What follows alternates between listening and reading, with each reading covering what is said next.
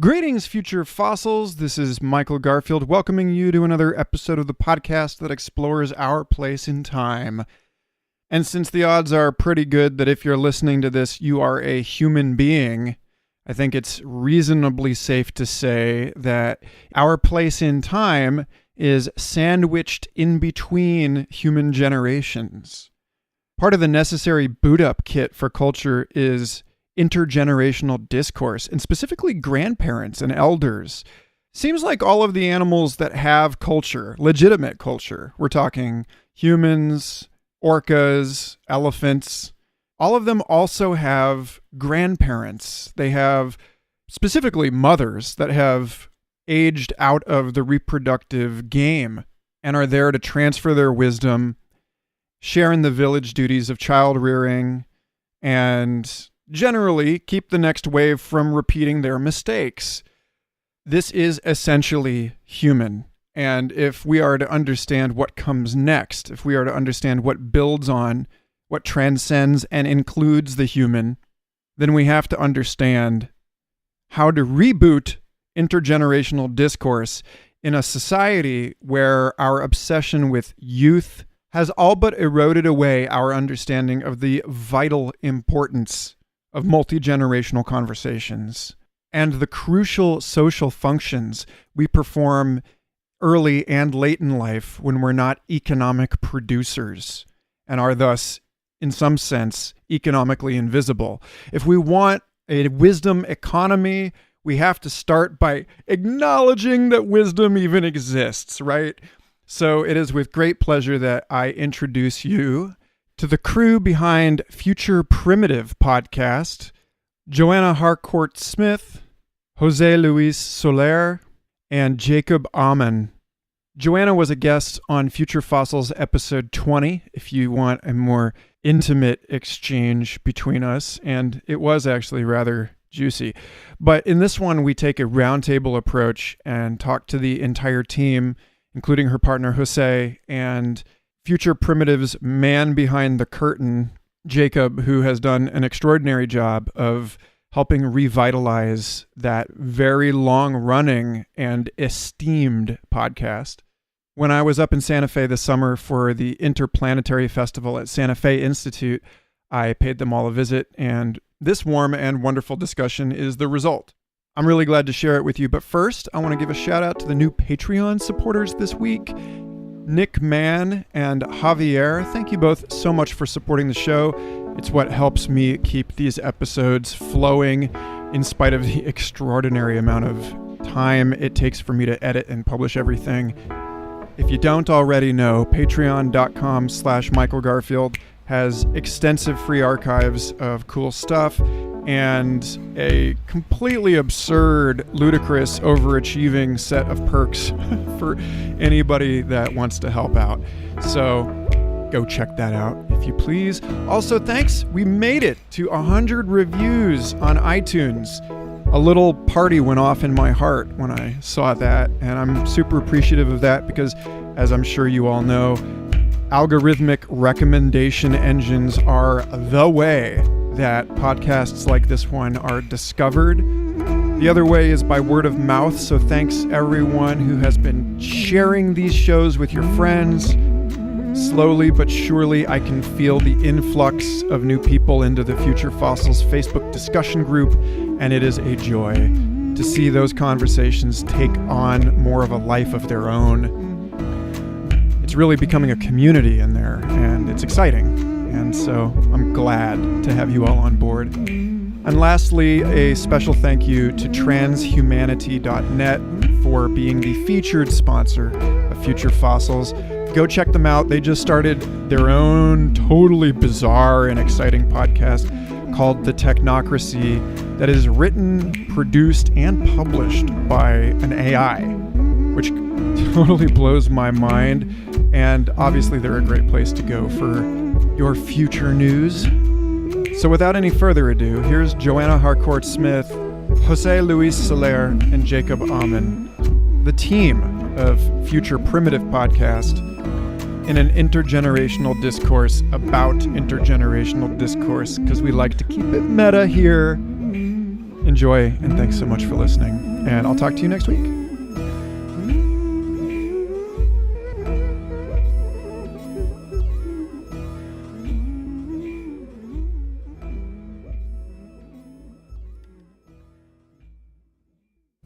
So we were talking about listening and intergenerational communication, and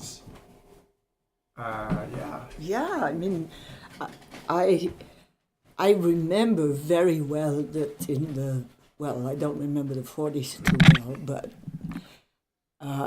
the 40s, 50s, and early 60s, people had not learned, because I think that it's a learning thing. I mean, I've learned to listen to people. I've consciously learned to listen. And I find that with younger people, I feel more heard. What do you think? Could be that we just have less stuff that's constantly going through our minds, less anxiety and stress, but I don't know the statistics of that. What? You gotta be kidding me, right? Yes. I want to. Okay, so this ties into at Synagogue Ranch last night. After dinner, they put on after every Tuesday night dinner, they watch a little movie, and they have started serializing Wild Wild Country, which is about Rajneeshpuram. Yeah.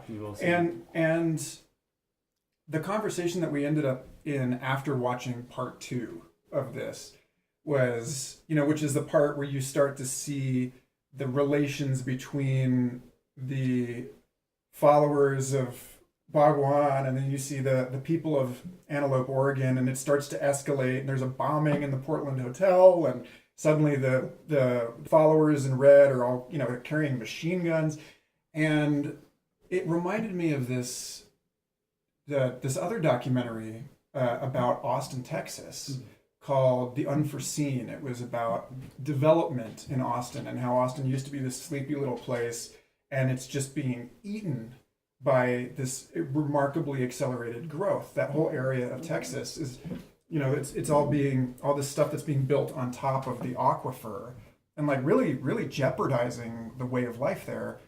And there's a similar kind of Greek tragic dynamic in both of these documentaries about the people who are coming in with expectations of the sort of social guarantees that we have in America. Life, liberty, and property. This is my stuff. I'm playing by your rules. This is what I'm expected to be. These are my expectations for what I have in my life and what I'm allowed to do on my own land, right? And then there are the people around them who are saying, whoa, this is way too much. This is way too fast. You're not paying attention to what's already here. And it's funny that this kind of thing, even if, whether it's in the relationship between developers and hippies on the one hand, or basically cult members and conservative ranchers on the other, those, in a way, those two stories are flipped, but they're telling the same story, which is this lack of concern that we saw. Both of them were about the 1980s. It's about how neither of these documentaries shows any member of any party reaching across the aisle and saying, how can we make this work? None of them are saying, what are your needs and how can we fulfill your needs? They're saying it's my way versus your way, and I'm in the right. And it's tragic and terrible to see, no matter what side it is, the people that are claiming to be conscious are not making an effort to mediate this at all. What was one of the most interesting things that I got out of that whole series was that the small population of European people that were in the town of Antelope had only been there for just over a century, if that. They'd just gotten there. Yeah. I don't know if there were native peoples out there before, but I'm sure they, migrated through the area and they managed some of the ecology. And I think that's what Sheila, the helper of Rajneesh, who made a lot of the good and terrible things happen there without him really paying attention, apparently, at first, really saw that because she read the Constitution, right? She talks about that. And she believed that they would have all these protections. Well, what she didn't know was that the founder of Nike lived in that town and had a lot of political bandwidth. And if they had selected a different town that had less powerful individuals in it, they probably would have gotten away with it more without having to resort to bioterrorism. So, but it was really fascinating to see, like, wow, like, yeah, these people they're just threatened by this foreign culture. And, you know, there's plenty of healthy skepticism that those town folk should have had about this group, because anybody that wears all the same clothes, I'm sorry, but it's just kind of weird. Like, why? I'm not going to critique certain ones because I could get in trouble. But yeah, it's such a fascinating case study on the American dream. Well, you know, these days I look at everything from the Me Too point of view, because it feels to me that it's just been so long that the perspective on women is changing. I mean, this thing of listening to, his name escapes me, Seymour Hersh, yesterday on NPR saying, oh, well, yeah, Nixon broke Pat Nixon's nose and she was in the hospital, but we didn't report on that because it just wasn't on the radar that it was bad. Yeah. He said that yesterday morning at 8 o'clock. And, but now with the Me Too movement, everything's changed. Seymour Hersh, I've admired him since the late 60s.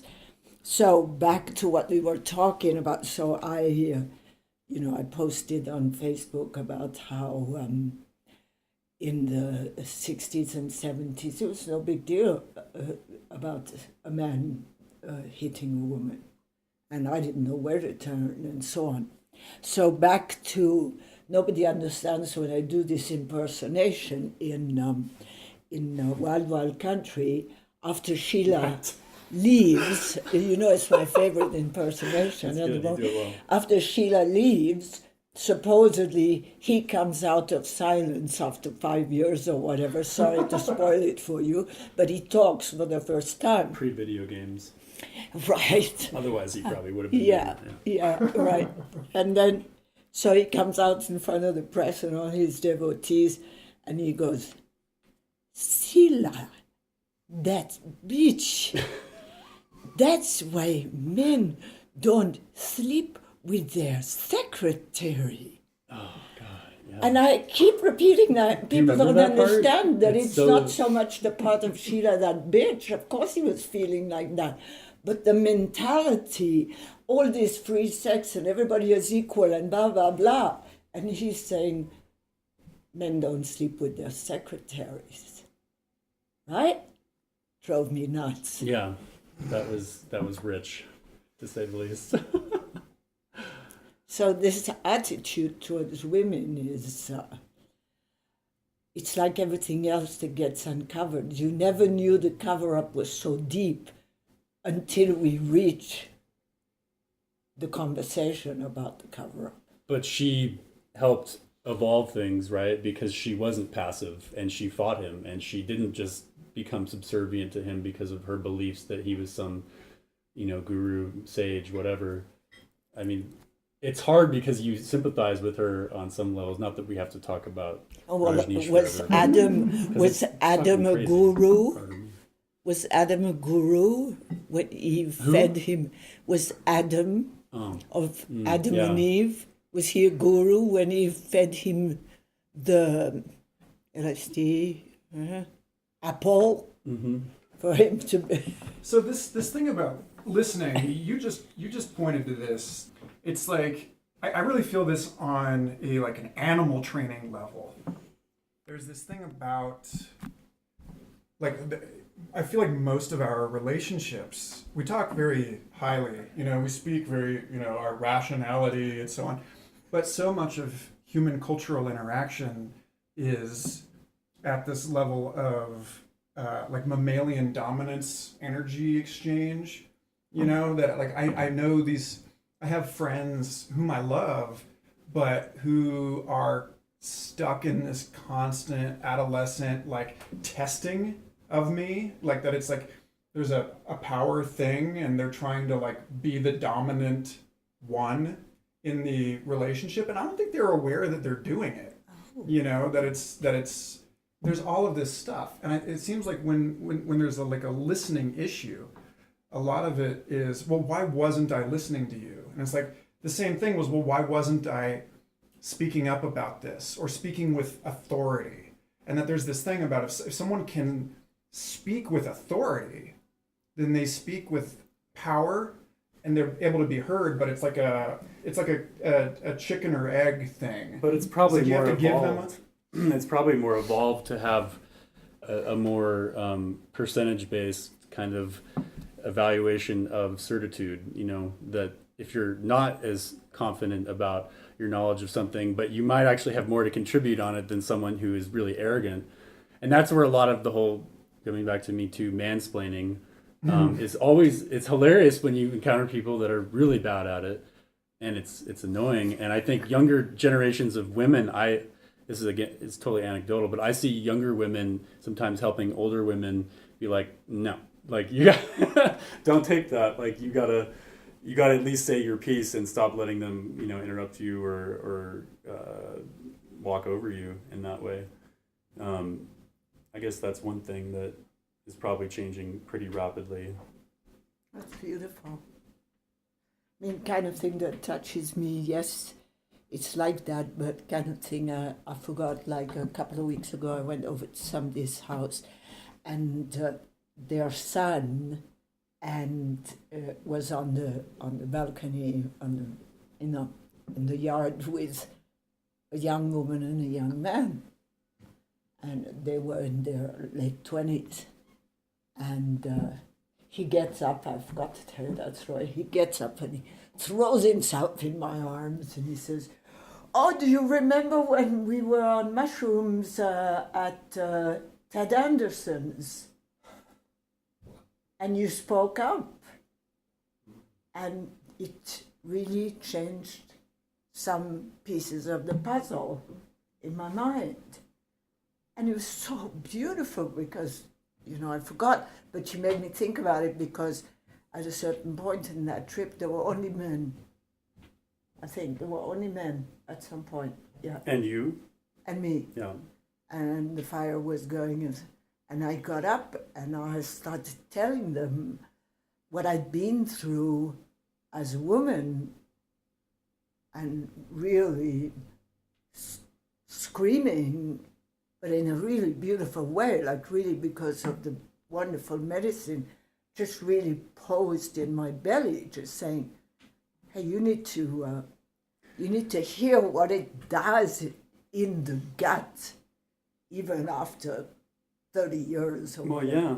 Did you hear that interview with Bill Clinton this week where he was, I still don't understand what he means, but he was saying that he publicly apologized to Monica Lewinsky, her family, and his family, yada, yada. And then the interviewer from CNN or something, he asked again, you know, did you ever personally apologize? And he said no. And I mean, can you imagine, like, I don't know how much it would really help her at this point, but everything that she's gone through. But yeah, I mean, someone should be like, dude, it's time, you could do it still, you know, there's not too late, right? I mean, she's public somewhat in the last year, especially after Me Too, right? Because she wrote that blog article, yeah. But yet, that it seems like Me Too, when you're not alone, it's easier to speak up. You know that you have the support. And, you know, if you pose that against this thing that you mentioned, Jacob, about how the more sure we are, they know this from brain studies. It's like the people who have the least self-awareness are like the happiest and most confident, you know, and it's the philosophers that are like really introspective and you know, shining a light on their own minds that are like, well, I don't really know. It's the saint that knows they're a sinner, you know, and that there's something about this to loop it back to what we were talking about before we even began recording about the way that social media has exploited our outrage, that people are confident about the thing that they're like righteous about, that but to be righteous doesn't mean that you're right. And so we end up in we've ended up in a system where we have rewarded with attention the loudest, most horrible, boorish people who are probably on some level neurologically incapable of listening to each other. The social media as a platform, which is, more and more the primary platform of communication in our society, is just a shouting match. Yeah, I think it's devolving people's ability to communicate. That's why I don't talk. I did talk politics during the election cycle in 2016, and I was pretty, into Bernie and stuff. But then after I got bummed out about him, not working out, then I kind of backed off. And yeah, I mean, and now there's a 20% drop in young people's usage of Facebook, especially in the last couple of years. And maybe people will continue to realize that the way it's currently configured doesn't mean that it's inherently impossible to connect with people in deep social ways online, but the way it's currently set up is harmful. I don't know. It seems like people are realizing that, and there's a lot of backlash. Do you think that the people ditching Facebook is sort of like people shutting up when they're oppressed? Do you think it's more about like the likelihood of a woman to remain quiet in a room full of men? That it's like, we know we don't have a voice, so we're just clocking out. I worry about that. Yeah, I want to go to 2 points there. And one is when you said that it's known in neuroscience that the more you know, the more inquieto, the more nervous you are or whatever. I think this is where it's important to seek out the elders, back to the conversation of the 60s and the 2020s or whatever. It's important to seek out the elders that have been able to, like myself, sit inside myself and feel immense gratitude, again, to go back to the medicines, to have lived in a time where, yes, I got sober from alcohol, but every 3 times a year I make sure to take psychedelics so as to fortify my soul, and whatever knowledge I have acquired, which is substantial. Thank you. Is measured because of the medicines. I really think is measured by self-love and compassion. Yeah. So to keep the balance, seek out the elders who can make the balance. And I've noticed that most of the people my age that I've met who've written books and who are conscious, they're kind and they're compassionate, crisp age, adorable, and on like that. So to seek out those who don't go apeshit because they're in their head and they've learned a tremendous amount of stuff and there's so much more, but seek out the elders that feel grateful and comfortable. And for instance, like I know, probably I'm going on 73, it is my wish that I have 7 more years of vigorous life. Thank you. And what I mean by that, and that the compassion and the self-love grow at the same time as the knowledge. Yeah, the other thing that elders, especially elders that put it on the line and put their, risk their lives for social change in the past, the value in young people talking to them is also to gain their, benefit from their experience and observing the patterns of human culture, the cyclical patterns of human society and how we go through these kinds of shifts and change. And there's, lots of people who have documented that. Ralph Abraham's book, Chaos Guy, what a sweetheart he is. Yeah. I mean, you introduced me to him. Yeah. That really is a measure for me. And he's totally brilliant. Yeah, exactly. Yeah. I mean, if sweetheart doesn't go with brilliant, by the time you get to 70, you can go to a home for old people. You know, I mean, I say it's either grateful or bitter.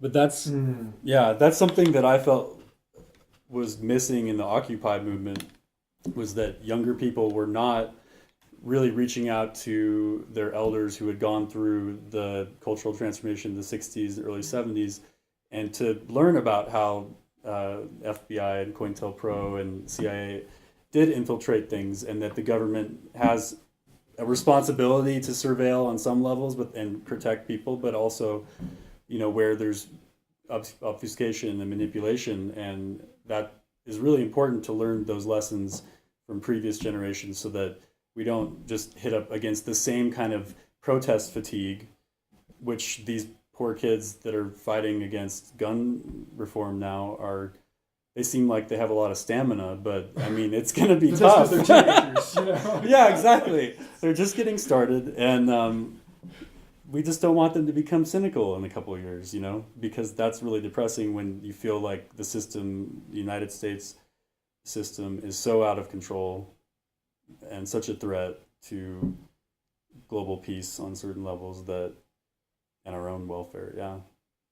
Don't you see that kind of, this really loops back again to this issue of, when I look at Occupy, even defining yourself as the 99% against the 1% is getting off on the wrong foot. Yeah, that's pretty tough. And it reproduces exactly that kind of tragic dyad that we were talking about in Wild Wild Country or in The Unforeseen, where, like you said, they're not listening to their elders, right? But they're also not listening to the so-called opponent, And I just listened to a fabulous episode of my friend's podcast, Third Eye Drops, where he was interviewing Richard Doyle of Penn State. I love him. He's been Yes. Richard Doyle is such an entertainer. He's an extraordinary mind. And there you go. He's a sweetheart. He is. He's very much. Very much from the heart. When I talked to him about, just as an aside, when I spoke to him about the problems that I'd been having in some of the communities of non-dual practice that I was participating in, where they were kind of coming at it from this, again, like some of these people were, members of Osho's ashram and had this very the guru is infallible kind of attitude, and just saying, when you're awakened, then, anything, it's like, it's off limits, which sounds a whole lot like the kind of Trump fiat, like I'm king of America and I get to do what I want, and so, Doyle was talking about on Third Eye Drops, he was talking about how this, the problem here is that when you imagine yourself to be over here in opposition to this other thing, then you're basically like spinning your wheels in the sand. You're not going to accomplish anything because you're not actually acting on an accurate model of the real, and the real is that everything evolves together, and so it really does seem it does seem like the next true social movement, and it's not going to come from these high schoolers, because they've learned very well how to pump their fists and raise a lot of noise and generate friction in society, and that's not going to accomplish what they think it is. Oh, and because then they're in deep trauma, and you can't. That's the same thing as what you were saying about what Rick Doyle said. You can't accomplish something by creating more trauma. Yeah. Well, and they're just beginning to comprehend the messiness of our whole electoral system and how percentages don't actually mean that much with gerrymandering and everything. So, yeah. Well, and then, but yeah. So where do you, Joanna? Where do you see promise in this? Like, where do you see us as not merely recreating the mistakes of the 1960s in this next wave of political upheaval and social change? Well, I think that the generation of the 60s and early 70s came out of 2 world wars, parents that had trauma, again, 2 world wars, 60 million people had died. That's phenomenal. So it was a reaction. The 60s, whole 60s trip was a reaction. And thank the universe, whatever that is in its sublime creativity, that the atom bomb and LSD came at the same time. To me, that's absolutely no accident. Long story short, parents abused their children terribly because they didn't know what else to do.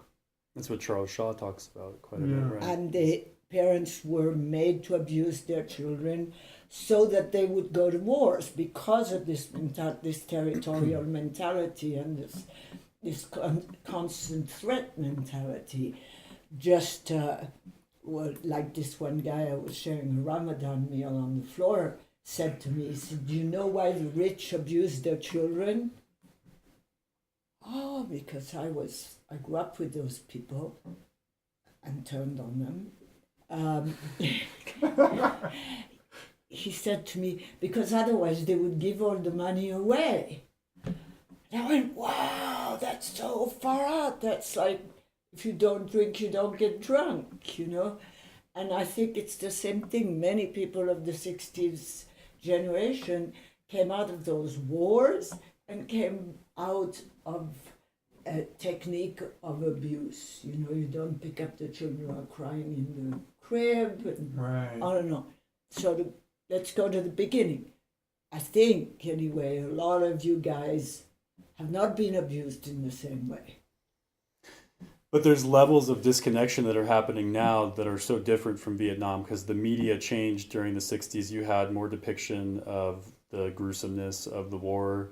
And now things are getting more and more disconnected. It's more and more far removed from the actual experience. You know, people flying drones and stuff. And American troops don't have their lives on the line as much as they did then. Or they do, but it's from suicide. You know, it's underreported after effects of what's been going on. It's trauma from that dissociation. Yeah. You know, from being knowing while you're piloting a Predator drone or a Reaper drone that you're killing actual people, and that it's not just a video game. And yet that's the way that our world has set things up for us, is that we've disconnected the cause and the effect. You know, that we live in this system that we're Daniel Schmachtenberger of Neurohacker Collective talked about this on my show. He said, you know, that we have input from all over the world.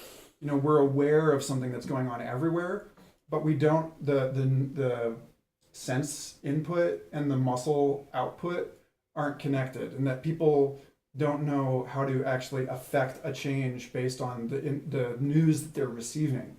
And so it's like people are pulling out in, you know, in different ways, whether that's the float tank, you know, just to like, you know, equilibrate, or whether it's genuinely just removing oneself from participation in society because we're all just, you know, convinced, we're cynical, like you said, convinced that we can't actually make a difference. It's like, it seems like part of what's happening now is we're keenly aware that we need new structures whereby quorum sensing, you know, kind of collective decision making can occur that doesn't look like the agonizingly slow, completely obsolete forms of representative government that we have. Mm-hmm.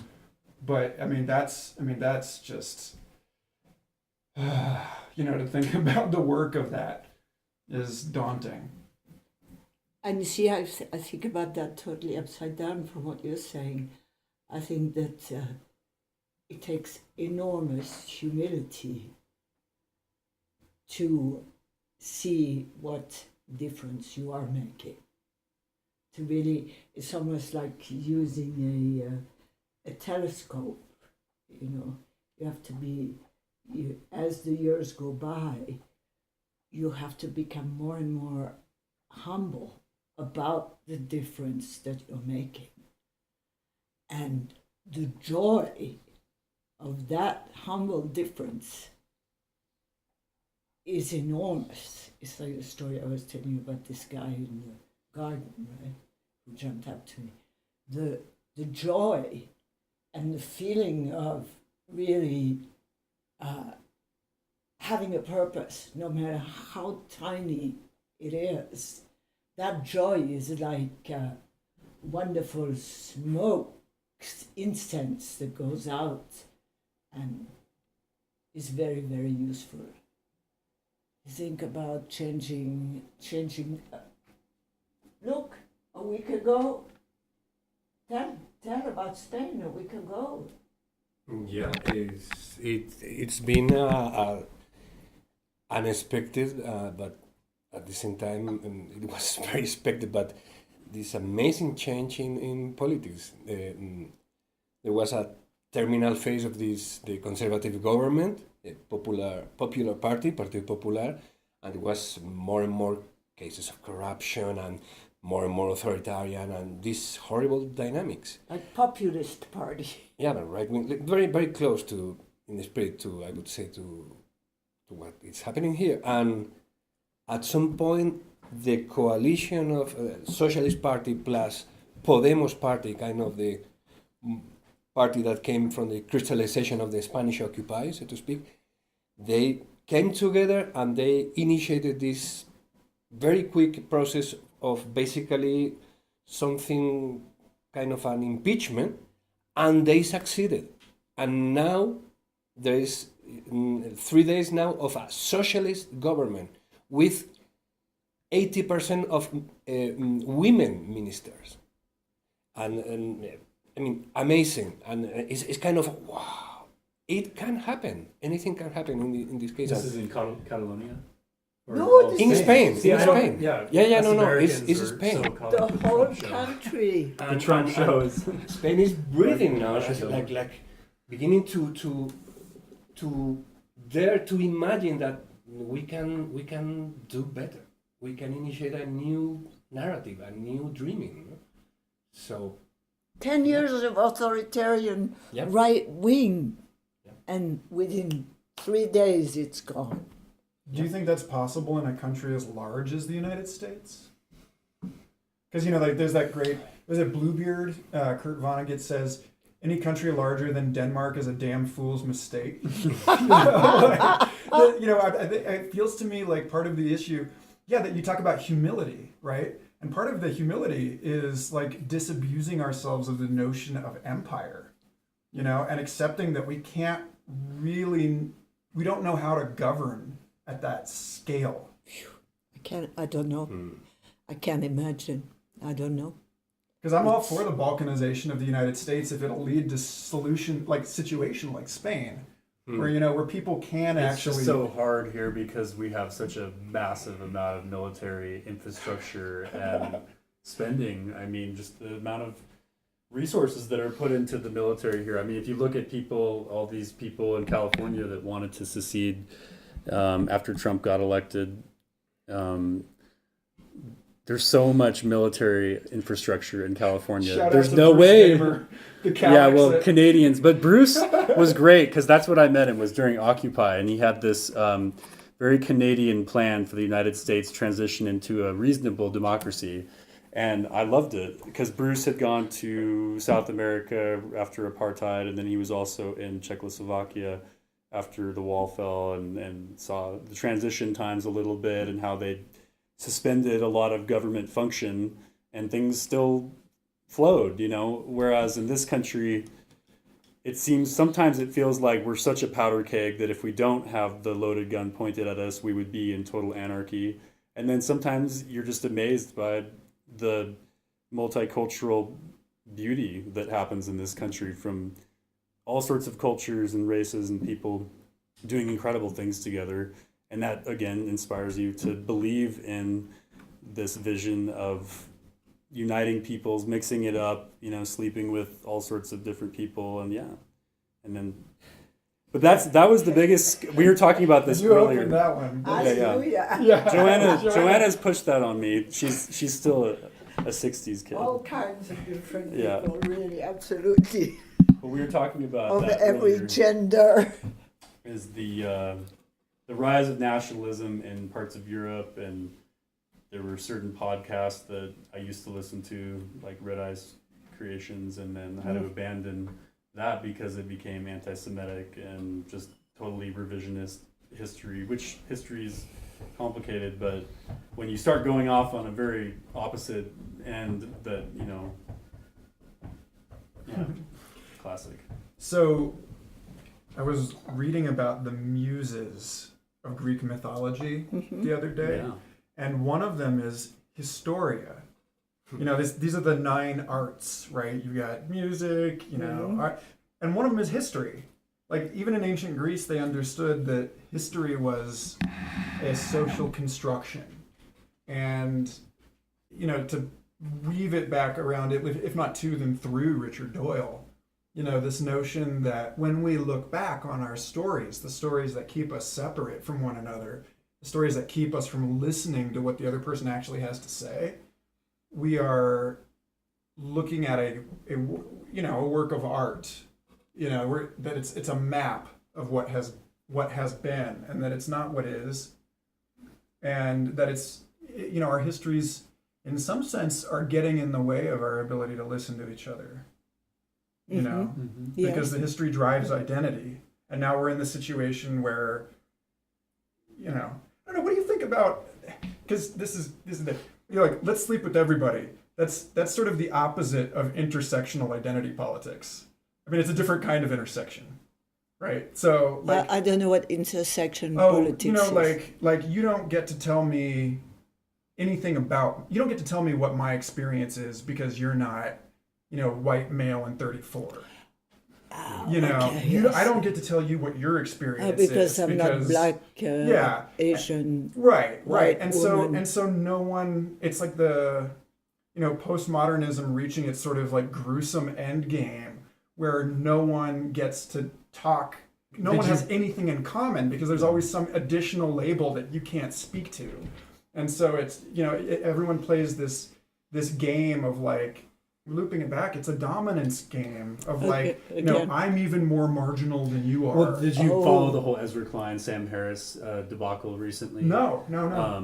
It's long and complicated, and Sam Harris's description of it makes it much more long and complicated than it probably need be, but they had a whole flare-up about Sam Harris having Charles, I forget his last name, I haven't really read his stuff, but he's this political guy, lobbyist basically in Washington, and Sam Harris had him on his show a year and a half ago or 2 years ago, and then Ezra Klein and some related journalists kind of flared up this whole thing against Sam Harris, and basically characterizing him as supporting racism, and they made a lot of, you know, intense accusations against him. And then Sam Harris was, you know, kind of talking about how he was Jewish, and he emphasized that he had comes from a class of persecuted peoples, and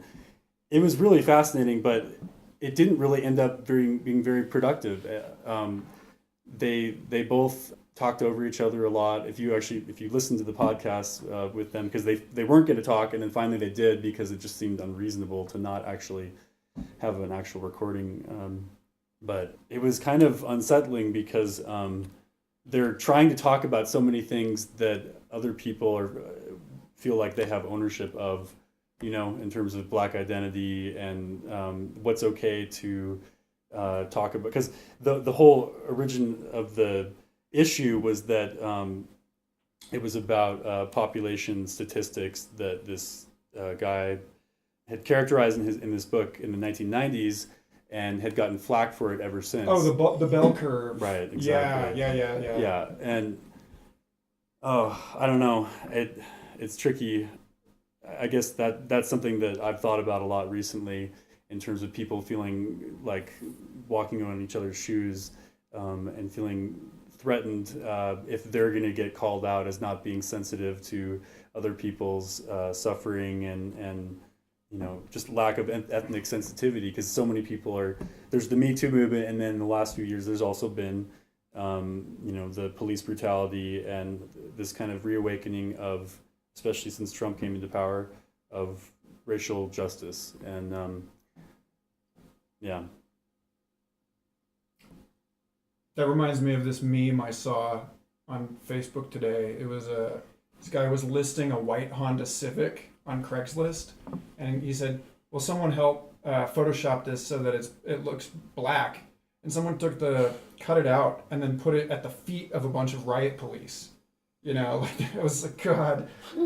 But you know, that is where we are. I mean, these things are real, but to what degree are they keeping us? You know, again, to go back to Spain, it's like part of it is size, the size of the governmental unit, but a part of it is that they do really have sort of a more coherent identity, country to country, than we do, and that they don't get so locked up in this, at least internally.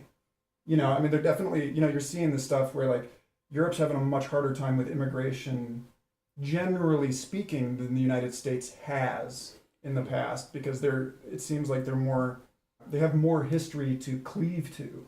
Have you seen Ai Weiwei's film Human Flow yet? No. Oh God, that's so powerful. I mean, he goes all around the world to, I don't know, over 20 countries or something, documenting immigration challenges in the last 5 years or whatever.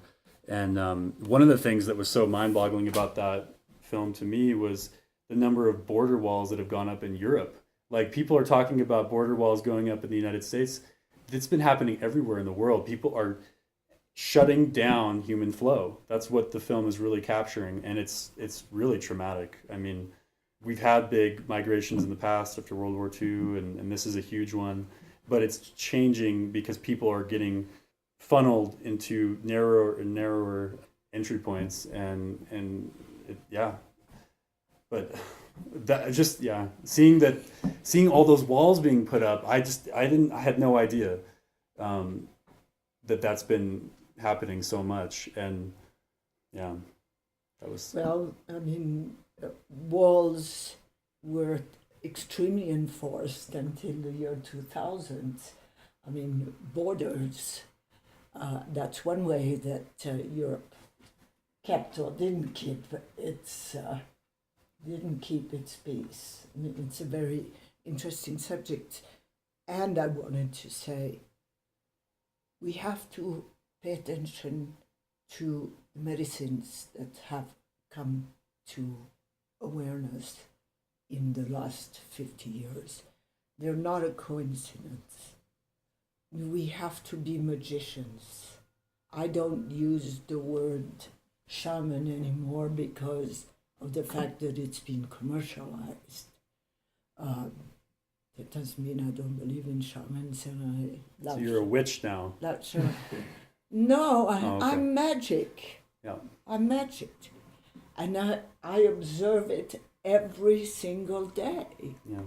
And I believe that, you know, there was a reason why this Harry Potter thing attracted. Look, I mean, she's the richest woman in the world, or something like that. Is she really? Wow. Well, she has a lot. Close. Yeah. She's richer than the Queen of England, which is not a small thing. But I mean, there's a reason that erupted in your generations, because inside it's there, but history and the stories have suppressed that. It's all over the place in fairy tales, everything. The story of the suppression of what magical beings we are. Say more about magic, because I feel like I'm actually, you know, I'm writing this book about every chapter is a different quality that the future is going to be, right? The future is going to be this and this and this and that. And then the next chapter I'm writing is the future is, you know, like Arthur C. Clarke has that line, any sufficiently advanced technology is indistinguishable from magic. So the next chapter, chapter 8, is the future is indistinguishable from magic. And I'm basing this on the J.F. Martell and Phil Ford have this podcast called Weird Studies, where they were looking at like Aleister Crowley in one episode and talking about magic and how there's there's a sense in which it's the exertion of one's will, but it's the exertion of one's will in alignment with the greater will, which shows up in the landscape and in our technologies and all this other stuff. I really like very much what the Scottish magician R.J. Stewart says. Yes. He says, real magic is not willing things into manifestation. Real magic is, or deep magic is, and David Spangler speaks also about deep magic, it's about connection. It's about ecstatic fluidity. It's about allowing things to be what they are in their full potential, not yet manifested. So it's not about this kind of narcissistic, I will things. No, it's about connection. It's about ecstatic Neptunian fluidity. And it's about allowing more choices, as this cybernetician was saying. We need more options. So giving freedom, ecstatic freedom to the other. That's for me magic. And given what you just said, so a lot of that would depend on our connection with the earth, with the planet, with ecology, right? And that's what I worry about the most is disconnection from natural rhythms and cycles of time, the speeding up of people's psyches, trying to process too much when it needs more time, even emotional material, you need to process for more moons, people feeling they need to get over stuff faster or whatever. Yeah. And I think it's the medicines that really, beyond anything else, really call us back to connecting with the biosphere, with deep ecology, in a way that does bring about more magic in our lives. Because, it seems like almost like kind of a dichotomy. Either you are working with planetary, the life force, you're working on that level of magic, or you're off on your own ego trip trying to manipulate the outcomes of the future. And I just don't see that much evidence of anyone ever having a lot of long-term success in the ego trip type magic. It ruins relationships, and it eventually leads people to feeling disconnected from their bodies, right? Well, a good example of, for instance, I reflect as reflection about those symphonies or that music that was written in the 18th, 19th century. That's magic. You get in deep in one of these symphonies and start wondering, how did that happen? Well, these people were probably totally egocentric, but they were able to get out of the way of that frequency. And take me back to the music of the 60s. I think that also happened in the 60s in terms of music. So if there's enough of us, or maybe the quality of us, I don't know if enough is a good word because it quantifies, can step out of the way and download. That's what we think about every single time we do a podcast. We do it because we are broadcasting to people who might be downloading a different future than the one that is broadcast to us constantly.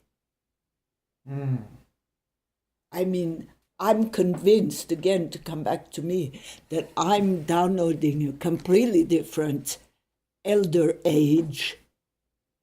My bones are not brittle, so on and so on. I can fall. And I believe that I'm downloading a whole different program for my body. And I'm not saying that out of arrogance. I'm saying that out of relationship. Is it like, what is it? I forget which. I'm not going to be able to get the right page of the Tao Te Ching, but it's like towards the end, and he's talking about the bow that the brittle branch breaks in a strong wind, and the supple branch can bend, and that it's like you remain magical. Fluidity. You don't put the border wall up. Exactly. And then it allows it to, you can fall over and not break a hip. Yep. Absolutely. I flew across the room, slipped on a carpet, flew across the room. Scratched my knee like a kid. Scratched my knee. But it's out of the relationship that whoever me is, just thinks this body is an incredible, spaceship.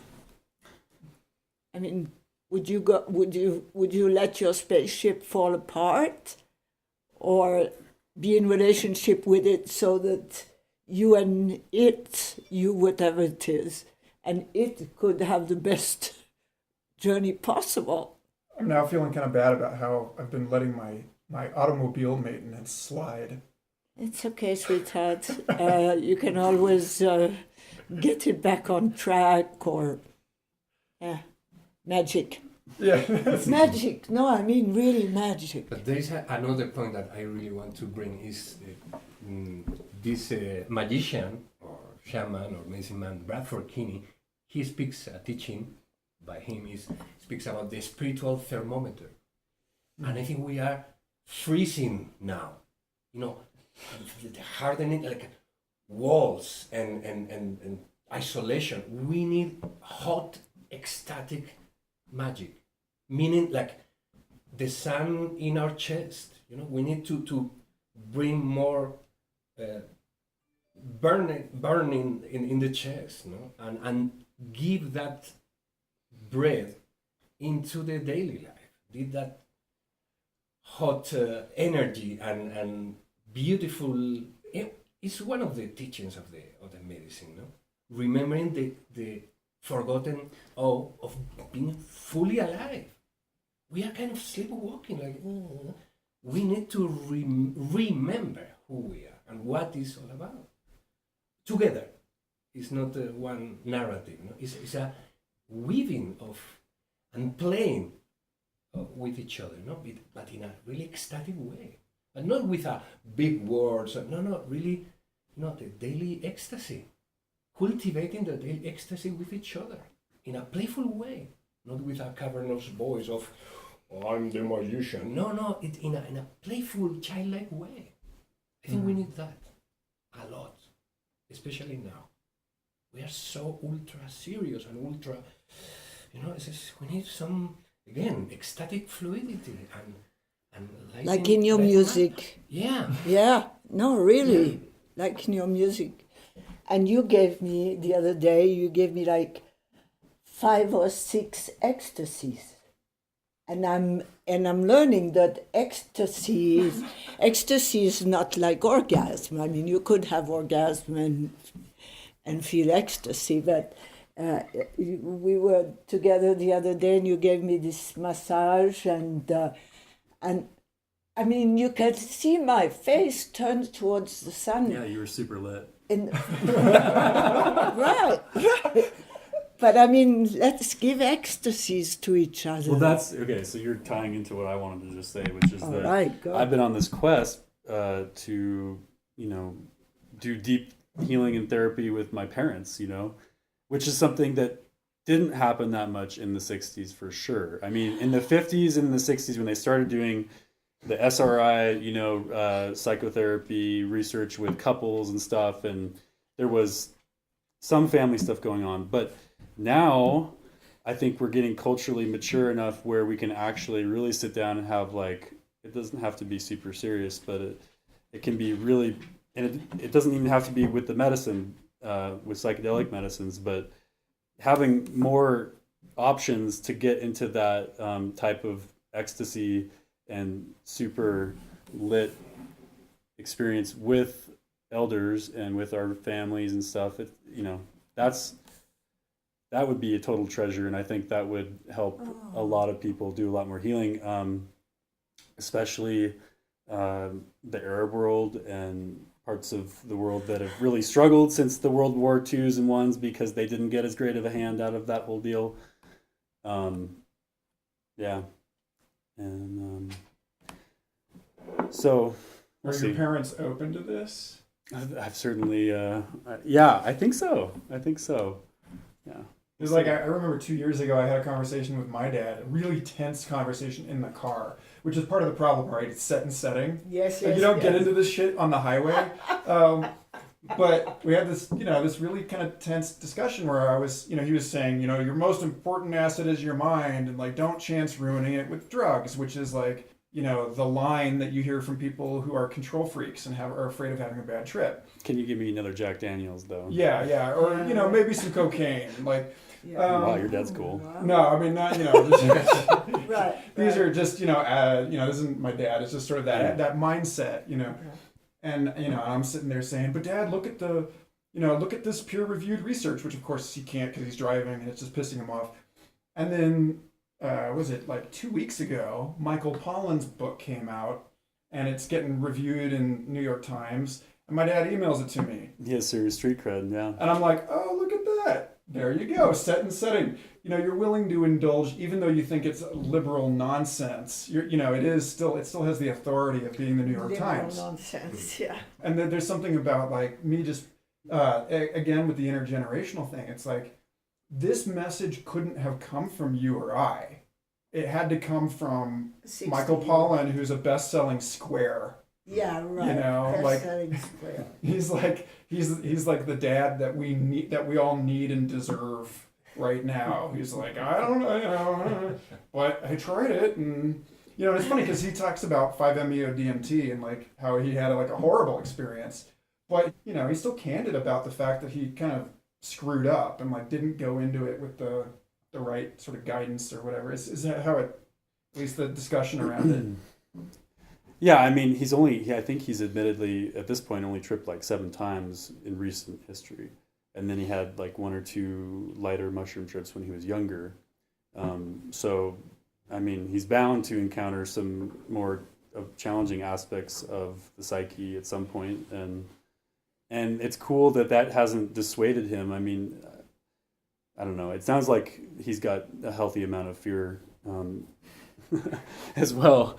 But yeah, I think the thing about that though is more that if we're actually talking about psychotherapy, the really like kind of more masculine oriented, the ultimate type experiences that come at the fastest rate are not really going to be that much benefit to most people that are actually interested in healing their minds and their emotional states. And obviously that's not even being evaluated. I mean, they're not doing clinical trials with, here, load up this bowl of 5-MeO-DMT, So yeah, I think it's going to be more of a kind of feminine approach that's more cautious, obviously, and that will win out and really actually start changing people's lives for the better, not just, soldiers coming back from war, which is one of the things that I first thought about when I saw that the Mercers were giving $1 million to MAPS was like, you would think everyone would be like, wait a minute, are they just, trying to fix them up and then ship them back out or something? Well, that's Bob Forte's take on the whole thing. I mean, not to give him more airtime but that he deserves, but like, we do live in a complicated world with, any movement is at risk of being co-opted and spun and manipulated, and it's totally reasonable for people to think, oh good, like we found a way to keep people fighting. But if the results keep coming in that it's so much more effective in treating depression, anxiety, post-traumatic stress disorder, all these conditions that have had no major advancements really ever, I mean, I was just listening to the Psychedelic Salon last night, which I never listened to any of the Terence McKenna talks anymore because I just heard way too much, of course, in my Terence McKenna career. But there was a clip in there about Prozac and stuff, and I know I've heard that Terence was using antidepressants in the 90s, and that just makes me kind of bummed because he had such powerful medicines already at his disposal, and yet through his own internal challenges and just, you know, he took on a lot of spotlight too, and he took on a public persona that wasn't easy to take on in some ways. He resorted to that towards the end of his life, and now finally people may be getting access to these powerful psychotherapeutic tools, and it could lead to just incredible changes. I hope. I don't know. I mean, I don't really foresee a major backlash from Jeff Sessions and the Trump administration. They have so much else going on, and now Trump and Jeff Sessions hate each other. So Really? oh yeah, he's very publicly shamed him so many times now. Walls are kind of fractal. They have a way With of... Trump, walls fractal out really fast. Yeah. I want to answer that which you said about Terence McKenna taking antidepressants. We had a saying in the 60s, and it was better life through chemistry. And it's the same thing. Remember magic? It's all homeopathy in the sense that it's all a relationship. Now, did Terence McKenna have the right relationship with those chemicals? I don't know. But I believe that it's possible to have the right relationship with any chemical that you take. Like, I will not take an antibiotic until I have the right relationship with it, and so on and so forth. So in that sense, I mean, because homeopathy is all about relationship, and it's a relationship, very, very, very, very refined relationship, conversation between your body and the substance. But you can turn that up to the max and talk about if you have the right relationship with Wellbutrin, then it's all right to take Wellbutrin. And if you check out the relationship of Wellbutrin with psilocybin, it's okay to do that too. But to actually have the opportunity to, what Michael Pollan's pointing out is that this is a new thing. It's having a guide. It's in a clinical, hopefully, setting, but establishing better protocols. Because I had challenging experiences as a youth experimenting with psychedelics that led me to the hospital, and I mean, some pretty crazy experiences. And I wouldn't probably have had that if I had proper education. I mean, I had Irowid at the big dawn of the 2000s, and that was great. But I didn't have. Hold your hair back. No, it doesn't keep you from running out the door, you know, and doing dumb stuff. Yeah. So. Well, that's what I'm talking about, the quality of the relationship. Right.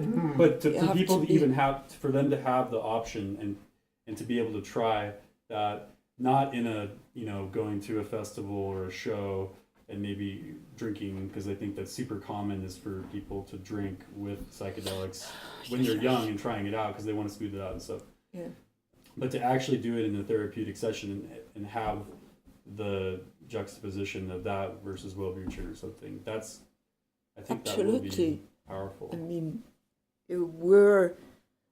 hopefully some of us are refining ourselves as human beings.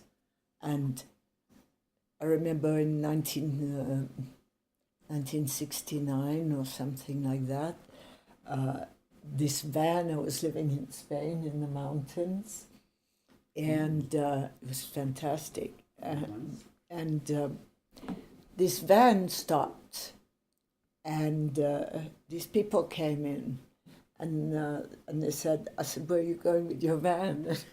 And they said, oh, we're going to the Amazon. And I was probably tripping at that time. But I can't even tell this story because it's just so is just so guttural, you know. But I just saw that evolution, the changes in history and human thing. I just thought, they're the wave that goes to the Amazon. And then we're the wave that's in Spain in the mountains in 1969. I don't know. I can't even, as I say, tell this story because it was so, to me, there's all these different waves of people doing, you know, whatever. What's next? I think there's going to be an extinction. I do think there's going to be a vast extinction in about 100 years. I don't know if there's a romantic story about who survives and. Well, I mean, there's super volcanoes, there's asteroids, there's lots of options. You mean because of climate change and human negligence of our impact on people doing humanity doing itself in, but there'll be many other waves, or should that be extremely humble and say, I have no fucking idea what's next. That tends to be my favorite. Yeah, I was trying. Certain people that we interview say that there will be an extinction, say that they see it. And a breakthrough, breakdown and breakthrough. I think that is the what we keep thinking, giving emphasis to thinking instead of, as one of our guests, Steve Gallegos, speaks of reconnecting thinking with feeling. He speaks of we are living the emotional dark ages, but like deep feeling, not neo-romantic. No, like another way of knowing. He speaks of knowing through energy, and this has been very much the Native American way, like Joseph Rael, this healer, Ute healer from here. No, he speaks of feeling the energy with our whole bodies, not only thinking. He says thinking is a splendid tool, splendid way of knowing, but it's not the only one, and has become a tyrant for the other ways of knowing. So we have to rebalance our feeling way as sensing energy, our dream time function, imagery, deep imagination, and so forth, and deep sensing too, very grounded, very embodied, and that way could be I think a cultural renaissance that we cannot imagine yet. We could bring this conversation around by asking each of us what's next. Yeah. Well, right before that, I just want to say that what you just said, Jose, reminds me of what you said earlier about how true brilliance is also like joyful and heartful, and I gave this. And I'm going to say that this is what I think is next, because it's what I hope is next. And everybody's got their self-advertising evolutionary narrative that says, the future is going to be this, and it's like what you are. But a couple of years ago, I don't know if I told you when the first time I think we did talk about when I was on probation, the first time we linked up, and how the only way that I could leave the state to speak on festival circuit was if I led sobriety discussions at the festivals. That's great. Right? That's pretty rich. I know. I was like, so all I had to do was get a guest book to bring back to my probation officer of all these people saying I'd done a good job, right? And like my name on the schedule, showing that this was a transformational sobriety talk. Beautiful. Probation officer did not give a damn what transformational sobriety really means, but what it meant to these audiences, what it meant to me, was that if you're that they're, Salvador Dali, like I am drugs, that were made out of psychoactive chemicals. So nobody's ever really sober. Yeah, that's what Dennis McKenna says all. I'm sorry to tell you, but you're always running on drugs. Yeah. I'm sorry to tell you. Ecstatic sobriety. Yes. So what is sobriety? We got to come up with a new definition, because it clearly still means what it means, right? It means making lucid choices on some level. And so what is that? And to me, it seems that you're making your best choices. You are less a slave to your impulses when you are listening with as much of yourself as you can, when you are allowing the rest of your body to speak. And this gets us back to Me Too and the whole power dynamic between, all this stuff. I mean, we know about the the cardiac brain, and we know about the enteric brain, and we know that even that cognition is something that's about the relationship between the organism and its environment. And so it's really like mind or thought doesn't even stop at the body. It's like it fades sort of into the environment in every direction. So the only way you're really making a sober decision is if you're not really making a decision, because a good leader in the I Ching kind of sense is listening to the good king is listening to his advisors. And he's not up there declaring things from the throne. He's simply organizing all of the messages into an action. And so it's like you don't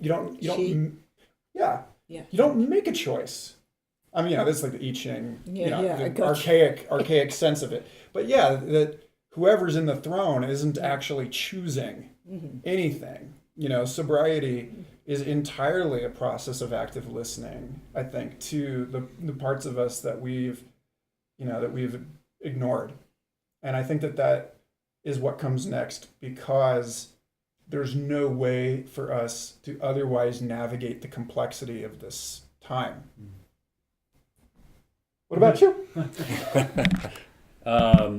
Well, I don't have a lot of confidence that technological advancements in interactivity and virtual and augmented reality are going to contribute much to human evolution, or aside from being really cool.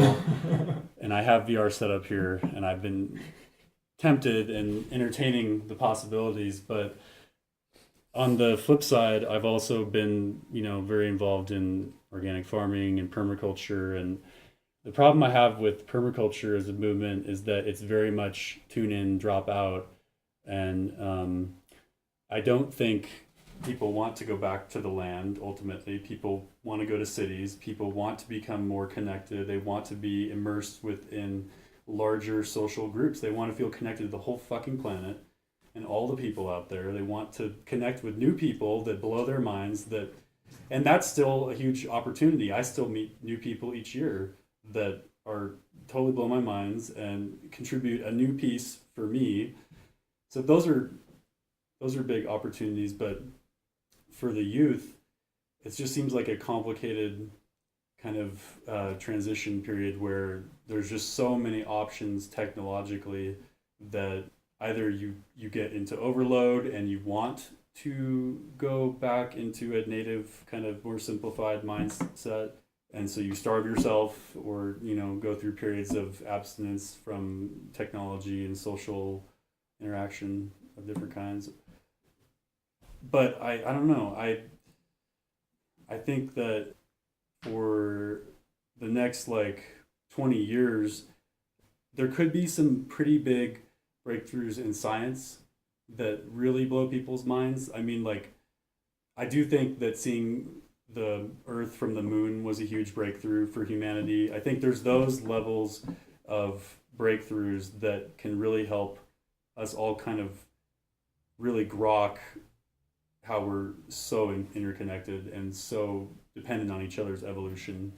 I go through cycles of wanting to not be as connected to people that I find to have distasteful ideologies, like some of my relatives, but I'll always be like, no, I can't cut people off. I have to engage and be willing to talk. And so I try to do that. But yeah, I don't know. Ultimately, what Jose was talking about earlier, that is the major leap, is that people have not been super lit emotionally for so long. maybe in small circles here and there in monasteries or in special conditions throughout history, there's been pockets of people who have gotten to have really amazing, ecstatic, prolonged, visionary selfhoods. But for most people, they just haven't gotten there yet at all. And so even just glimpsing that through various means, I don't feel like festivals are really that great at doing that. Because there's so many social dynamics in festivals that still carry over a lot of the bag, because it's a party atmosphere. There's all the abuse cycles, and gender issues, and a lot of that. To me, I always see that when I go to those kind of events, aside from all the really great things that happen and the beautiful art and creativity that occurs.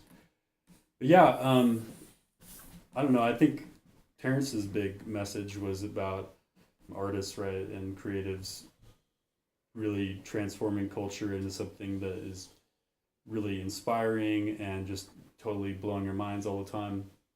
I think that's working on many levels because it shows people, okay, that is so beyond where I'm at right now in terms of my experience, but it's out there, and that's something that I could potentially have access to if I line my ducks up, and so those are critical visions to be getting out there. And we aren't living in a totalitarian state that is suppressing poetry and music and arts. Maybe that was some of the biggest problems with communism, right? Is that it suppressed people's souls coming out of the closet and into prose and into painting. And so, yeah, I don't know. I tend to feel like things are getting better and that human consciousness is evolving underneath all of the technological advancements. Human consciousness is moving forward and we're becoming more connected. And so ultimately I feel like that's all good, but then there's the survival aspect that Joanna highlighted, and we just may not be able to get our shit together in time. And that's just that, I mean, we can only do so much as individuals and as groups to really change the Titanic, I mean,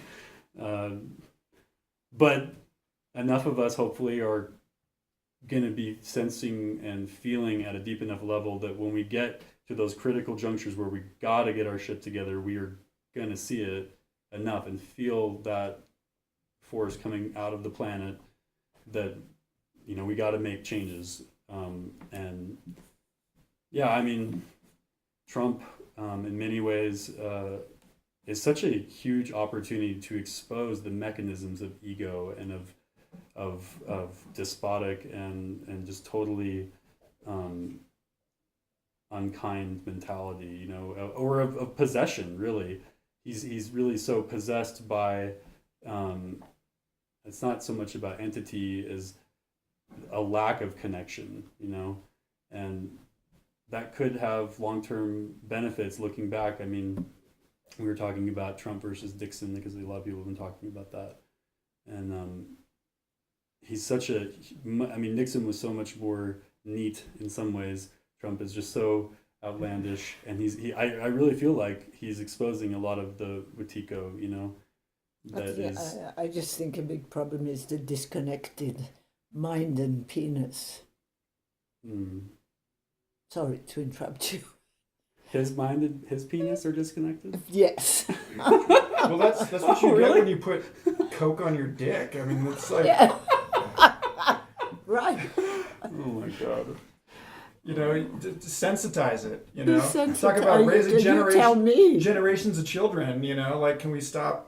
I mean, not to get on a rant, but can we stop cutting them up when they're born? That would be great. That'll make a huge difference. Oh, yeah. I think it'll make it a lot easier for men and women to meet in the middle. A lot of things like that. Yeah. I was just watching Steve Martin and Martin Short. It's funny. I hadn't thought about the two Martins. MSSM. Yeah. And I was blown away right in the beginning when Martin Short says to Steve Martin, every time I watch you in a film or something, I'm whelmed. Yeah. That was so funny. I totally cracked up when he said that. I'm whelmed. Oh, man. So I think that's a good way to... But see, someone like Are Trump we whelmed? could never Are have we those whelmed? kind of just awesome, joyous... I mean, they're undermining each other's egos and creating incredible humor and joy at the same time. And it's all a challenge of not actually getting, they're trying to one up each other, and yet they're also just trying to create this collaborative, hilarious space. And They wrote each other's jokes. yeah. Let's give you the last word. Oh, please. Oh, that was my last word. I'm whelmed. What's the future? Hopefully it'll be whelmed. Thanks again for listening. I hope you enjoyed that episode as much as I did. Future Fossils is part of the Mind Pod Network, along with Third Eye Drops, the Astral Hustle, Synchronicity Podcast, and an oodle of other fascinating programs. I encourage you to go to mindpodnetwork.com and subscribe to them all. And stay tuned, because we have some awesome episodes coming up on Future Fossils. But for now, may your now be exquisite, long, and wonderful.